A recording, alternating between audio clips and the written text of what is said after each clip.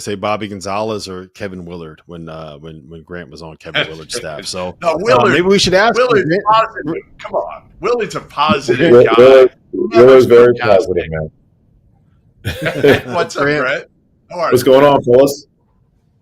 All's good. How's it going, man? Listen, I wanted to ask you about kind of the method to the madness in building this roster, right? Last year you had 2 graduate transfers and all freshmen and sophomores. And this year you have all freshmen and sophomores with a couple of juniors mixed in that have come back from last season and 1 grad transfer in Melvin Ibankoli. I hope I got that name right, Melvin. Don't yell at me too much. It really feels like you're trying to build this program and develop from within and grow it from within. And it doesn't feel like this was an accident that the roster happened to be built this way. Yeah, I mean, certainly, when you look at the job, when you're interviewing for it, you kind of look at all the situations. One, what is the status academically and how easy is it to get transfers in? And it's not a very easy school. I can get grad transfers that are really good undergrad. And I was able to get my first undergrad transfer in this past spring in Jeremy Clayville. Just kind of worked out that, he was a local kid. My staff had known him. He goes to St. Francis. He plays a big role in an NCAA tournament team, and then he's in the cafeteria, 2-3 weeks after the season ends. And one of his teammates gets an email saying they're going Division III in 2 years. So was fortunate with that, but this is certainly a job that's not a job you're just going to come and get 10 transfers and you're going to have crazy money to pay guys and everything like that. And it's a quick fix, but I like where we're at going into year 3. I'm excited about this group. I think we have a lot of pieces that we haven't had before. And, and the kid Melvin, we're going to have a true inside presence, being a guy that, played the forward spot in college and worked with some really good inside presence. My time as assistant, we just haven't had the luxury of throwing the ball inside, but having a guy that's played, in a good program in UMKC and, started his career at Missouri State, and this is his 6th year of college.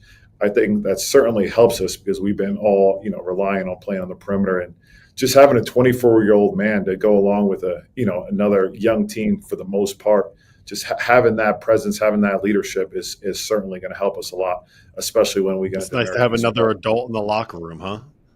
Yeah. No, seriously, you said it well. But when you're, I think my first 2 years, I probably brought in 15 freshmen combined between the 2 recruiting classes just because of the, academic components. But now you can go out and get a really, smart grad transfer, a kid that speaks a few different languages, and a kid that, had some good games, up and down last year. But, I think he had 14-9 against a really good Omaha team that went to the NCAA tournament. So he's certainly shown promises. Now, the biggest thing with him is going to be, if you can get 14-9 against Omaha, I'm going to want you to get that every single night at America East play.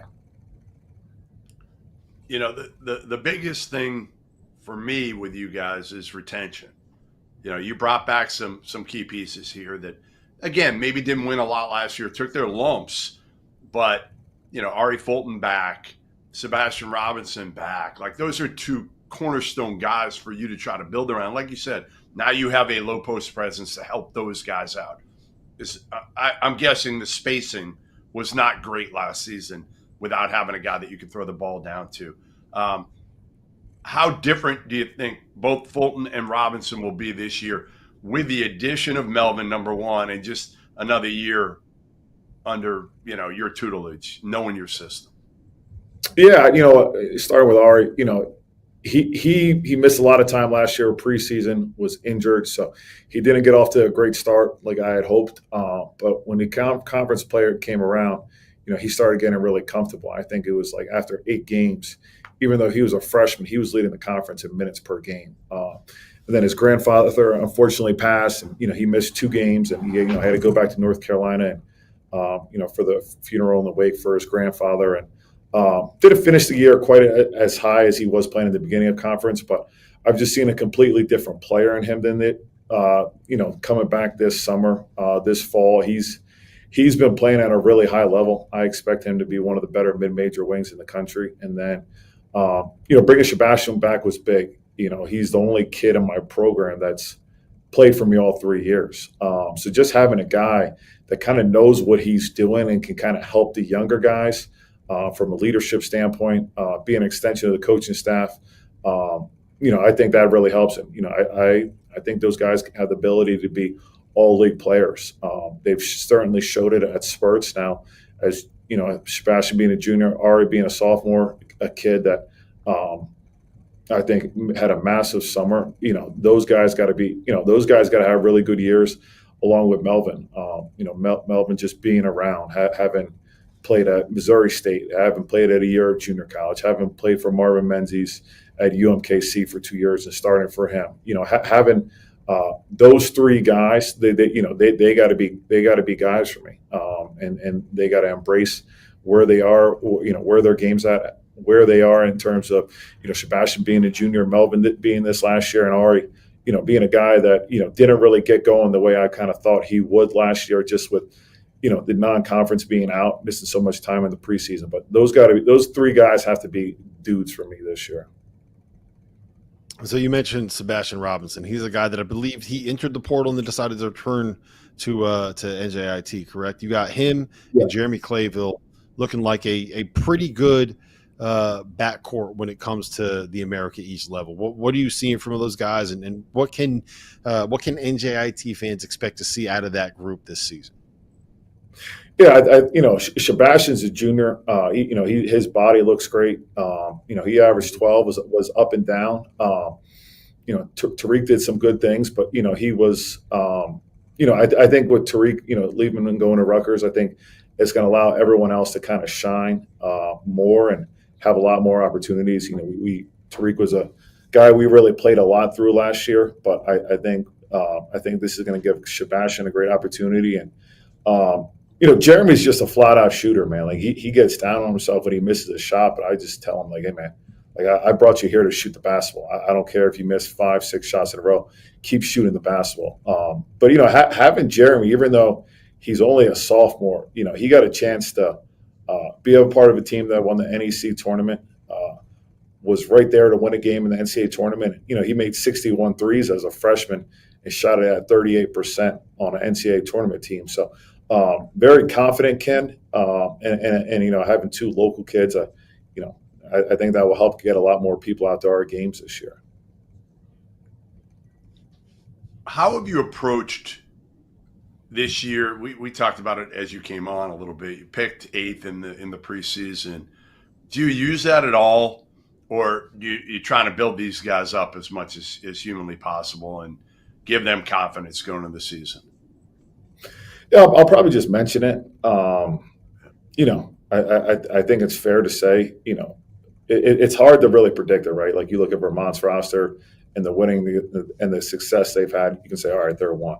I think after that, what I'm going to tell my guys 2 through 9, like anything, it's completely up in the air. I can say, we can finish anywhere from 2nd and 9th, just how things play out, how we develop, and our injury status and everything like that. But I think it's a lot of unknown, and I think a lot of that goes to where have teams been recently, and I'm not here pumping on my chest saying this is crazy, because the program hasn't had much success lately, and if we want to change the narrative of the program and the perception of us, it's something we're going to have to do on the court.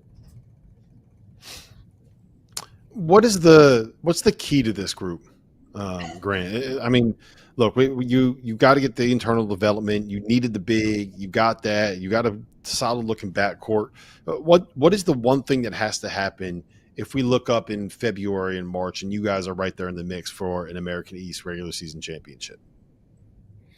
I think a big thing is going to be, our ability to shoot the basketball. I think it's going to help us a lot more because Melvin's a willing passer. I also have a kid, Malachi Arrington, up and down as a freshman, didn't play a ton. He was 17 when the season started, but he's 6'10". He's a lob threat. So having those two guys, Melvin being a guy that you can play inside to out, as opposed to just all perimeter, and then having a guy that can sprint to the rim and catch lobs, and Malachi, and putting pressure on the defense. Having those two guys out there should really allow us to get much more better quality shots. And I think our ability to shoot the basketball. I mean, I think defensively last year we were solid, and we put ourselves in position to win games, but we just couldn't get over the hump offensively. But I think that should be I think we should be much stronger on the offensive end this year, and then obviously we want to continue to be an elite defensive team. Grant, how in the world are you in your third year as a Division I head coach, right? You 6'10", Big East big man, right? You play professionally. How did it take you this long to get a big guy on your roster? How does this happen? I would have thought in my mind, Grant Billmeier, knowing what you were in college, first thing you would have done is gone and getting a guy you could throw it to in the post and go get you a bucket. And we had to wait 3 years for it. What happened, man? Well, it's funny you say that because when I got the job, I had a relationship with the mentor for Melvin. You guys probably remember the kid Alexis Shetner that played for us at Seton Hall. Alexis had a good year. I got really close to his mentor, a guy from France. And so when I got the job, he called me and said, "Hey, I got a big guy for you." And immediately I went to work on the kid. I think we did 2 Zoom sessions, and then we got his transcript back. And unfortunately, I wasn't able to get him into school from a credit transfer standpoint. So the relationship had been developed back then.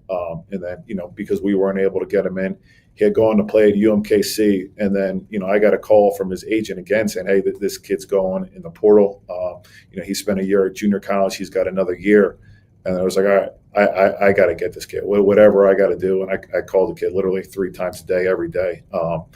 And with all these players getting NIL and stuff like that, I got to be honest, I'm probably one of the only coaches that has benefited from a player taking care of a coach because he's a big PSG soccer fan. I'm not that big of a soccer fan, but he came back from the start of the year and he gave me a PSG jersey with my last name and my college number on it. So shout out to Melvin for giving his coach the first NIL coaches soccer jersey. Hey, why didn't you put it on? My question is that. Yeah, why didn't you have it on? Yeah, I probably should have. I'll probably save it for our first game at Fordham or something like that. There you go.